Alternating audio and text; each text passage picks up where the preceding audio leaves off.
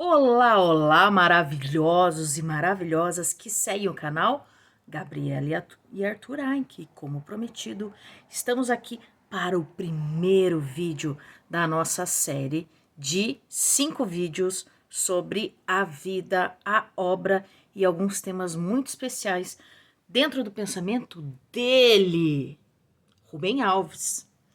Vamos, nesse primeiro vídeo, falar um pouco em linhas gerais, começando pela vida dele. Nada melhor do que a gente entender o legado que alguém deixou, entender o seu pensamento, do que falar sobre a sua vida. E você pode conhecer Rubem Alves, talvez você já viu algumas frases famosas dele, ou algumas frases que você nem sabe que foi ele que escreveu, ele que disse. Rubem Alves nos deixou aqui nessa terra há cerca de 8 anos, mas o seu legado continua e vai estar sempre vivo. Por isso que eu estou me baseando nesta página, que é do Instituto Rubem Alves, né? Um instituto que é mantido por várias pessoas que conviveram com ele, amigos, pesquisadores e pela sua família. Nada melhor do que a gente encontrar a biografia da pessoa num lugar onde pessoas que conviveram, conheceram muito bem a pessoa, escreveram. Então vamos lá? Já vai deixando o seu like aí enquanto a gente conversa aqui. Rubem Alves, ele nasceu em 1933, lá em Minas Gerais, então é um mineiro da cidade de Boa Esperança, nasceu no dia 15 de setembro. Olha ele, bebezinho, que coisinha mais fofinha. E ele sofreu uma coisa que a gente lê na escola, né? A gente estuda na escola porque a gente não viveu, ou a maioria de nós não vivemos. Talvez das pessoas vivas hoje, pouquíssimos tenham vivido a consequência da crise de 1929. A gente estuda sobre isso na escola. E a família dele era uma família de posses, classe média alta. O pai dele realmente era um empresário. Porém, com a crise de 29, isso afetou muito os negócios da família. E, muito rapidamente, do dia para a noite, o pai dele, que era rico, foi levado à falência em 1930, a partir da crise de 29. E aí a família mudou-se e foi morar numa propriedade mais afastada, né? Mudou aquele estilo de vida urbano e mais abastado para uma situação, para uma vida rural. Então, já começou aí o baque bem pertinho de quando o Rubem Alves nasceu.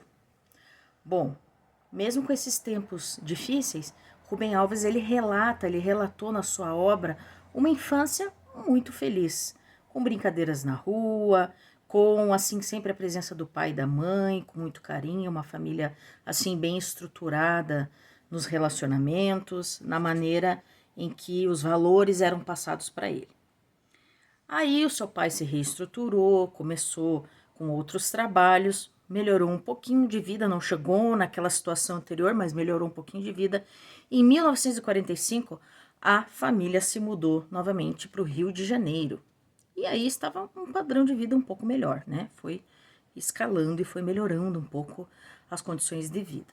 Chegando no Rio de Janeiro, ele foi estudar num colégio famoso, Colégio Andrews. Olha o nome desse colégio, né? Andrews.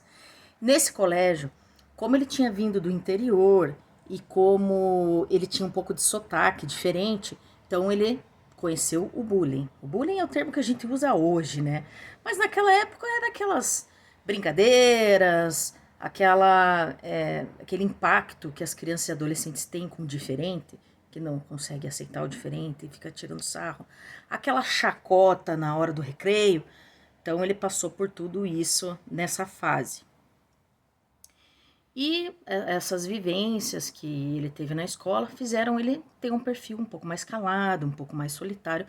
E aí ele foi se dedicar, a ideia dele naquele momento da vida adolescente era se tornar pianista. Então ele foi estudar piano e se dedicou muito para isso. E nessa época, em 1948, portanto, se ele nasceu em 33, estava aí com seus 15 anos, ele conheceu a igreja protestante e começou ali a frequentar alguns cultos. Então foi aí que ele começou, se converteu a essa linha protestante, que depois ao longo da vida, como ele também estudou teologia, ele foi questionando algumas doutrinas, mas ele seguiu essa fé até o final dos seus dias.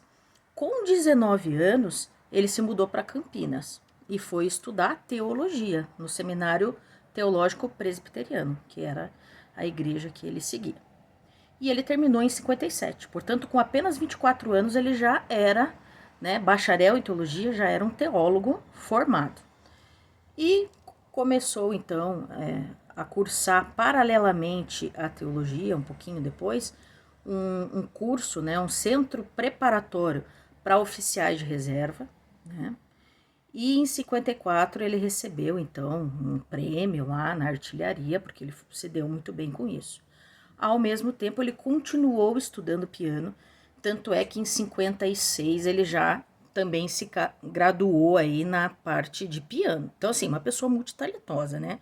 Teologia, isso que começou os seus primeiros escritos nessa época. Depois, piano, né? Que é uma arte, realmente que exige muito estudo para não perder ali a desenvoltura, né? O pianista, ele tem que estudar muito mesmo.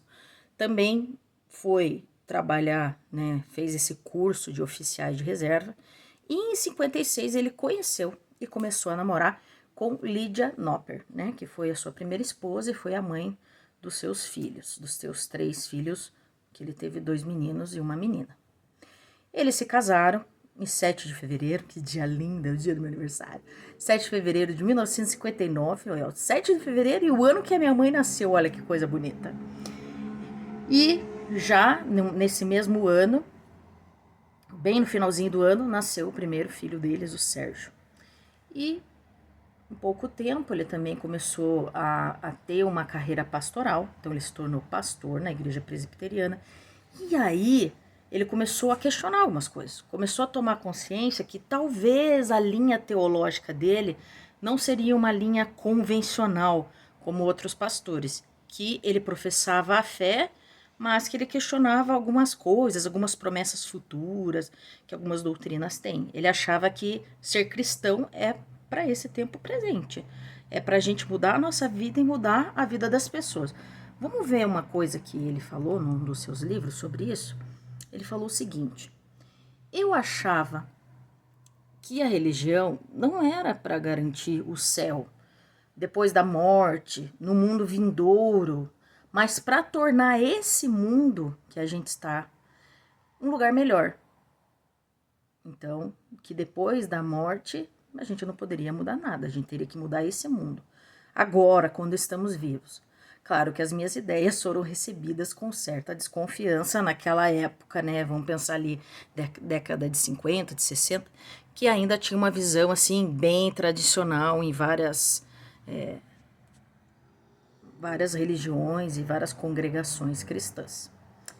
Então, ele começou a lecionar filosofia. Foi aí que ele foi também para a carreira docente, bem no finalzinho, no comecinho dos anos 60. Em 62, nasceu o outro filho deles, o Marcos Nopper Alves, o segundo filho deles. E ele, nessa época, foi convidado, né, se interessou em continuar os seus estudos em teologia, mas foi para os Estados Unidos. A gente sabe que a igreja presbiteriana brasileira vem dessa raiz, né, das congregações americanas, e lá eles têm faculdade, eles têm, assim, realmente são muito bem estruturados, né. E aí ele foi estudar o seu mestrado, ficou lá em 63, 64. Nessa época, né, a família, os filhos ficaram em Campinas, junto com a família dos pais da Lígia, e ele ficou esses 2 anos nos Estados Unidos. Só que, vamos voltar a falar da história do Brasil. O que aconteceu em 1964? Isso mesmo, o golpe militar. Quando ele regressa ao Brasil, ele já regressa na lista negra dos militares. Então, por ele ter algumas ideias assim menos conservadoras, por ele ser um pastor com uma visão um pouco diferente, né? E por lugares onde ele frequentava, colégios, lugares onde ele já trabalhou, ele foi lá meio que colocado nessa lista por pessoas que foram lá e delataram ele, mesmo sem muito fundamento, e ele voltou já sendo interrogado, deixando o passaporte dele retido, então não foi um tempo muito fácil para ele. Sobre esse período, ele relata o seguinte: Voltei ao Brasil, comecei a aprender a conviver com o medo. Antes eram só fantasias, agora a presença daqueles homens que me examinavam, olhavam meu passaporte e para poder comparar com a lista de nomes de pessoas, né, consideradas não quistas, ali ficava eu, pendurado no abismo, fingindo tranquilidade, porque qualquer emoção que eu expressasse podia denunciar alguma coisa, até o passaporte ser devolvido. Com a ajuda de alguns amigos e outros contatos, ele teve acesso a um dossiê e lá dizia o que será que os militares tinham contra ele. E o que mais doeu para ele é que as peças básicas da denúncia tinham sido produzidas por um documento de um instituto onde ele tinha sido professor, de uma escola protestante que funcionava numa chácara que o terreno tinha sido doado pelo bisavô dele e que tinha vendido num valor mais barato para alguns missionários. E esses missionários tinham fugido de uma epidemia de febre amarela, né, em Campinas, no final do século passado. Então, isso já foi doendo nele. Então, com toda a época conturbada do regime militar, acho que conversando com os amigos dele nos Estados Unidos, ele voltou para os Estados Unidos, aí a convite, para fazer o seu doutorado em 1965. E aí voltou com toda a família. E aí ele falou assim, aquela sensação de liberdade de estar saindo do país que ele amava, a pátria dele, o Brasil, mas de uma situação mais protegida. Aí ele falou assim, não me esqueço nunca do momento preciso quando o avião decolou, respirei fundo, sorri descontraído, na deliciosa euforia da liberdade. E no dia 4 de junho de 68, ele recebeu o título de doutor em filosofia lá nos Estados Unidos e retornou ao Brasil em 69. Em 69, passou por situação de desemprego até conseguir, aí sim, o cargo de professor na Faculdade de Rio Claro. Depois, voltou mais um período de 2 anos para os Estados Unidos, em 70, 71. E naquela época ele se tornou cidadão honorário em Indianápolis, né? Primeiro teve o seu reconhecimento nos Estados Unidos. E foi aí que realmente começou aquela carreira que a gente deve conhecer mais como professor universitário na Unicamp, né, no Instituto de Filosofia da Universidade Estadual de Campinas. Bom, aí ele também, na década de 80, conquistou o grau de livre docente na Unicamp, né? Então, na parte de filosofia política, isso são graus, né, na carreira docente. Então, ele se tornou lá professor titular, já com doutorado, foi ascendendo na carreira. E foi aí, nessa época, na década de 80, é que as obras dele começaram a ficar conhecidas. Ele já tinha escrito alguns livros, no começo mais da carreira, mais na área de teologia. Ele foi evoluindo no pensamento dele, entrando também para a área de filosofia e para a área de educação, que ele acabou ficando mais conhecido. Na década de 80, ali em meados da década de 80, ele também fez o curso de psicanálise em São Paulo, se tornou psicanalista.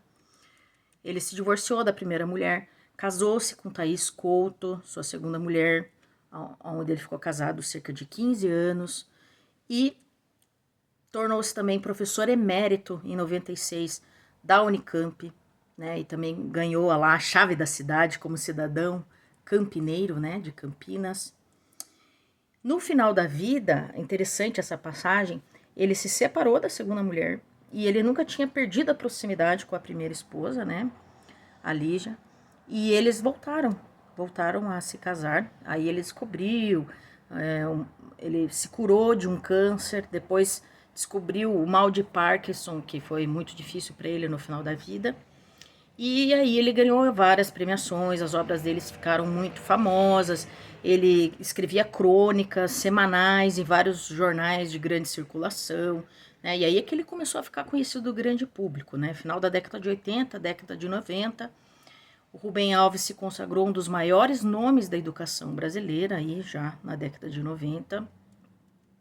Em 2003, recebeu do governador do estado de São Paulo o prêmio de Educador que Queremos e também recebeu o prêmio Jabuti por alguns contos e crônicas que ele fez, reunidos num livro.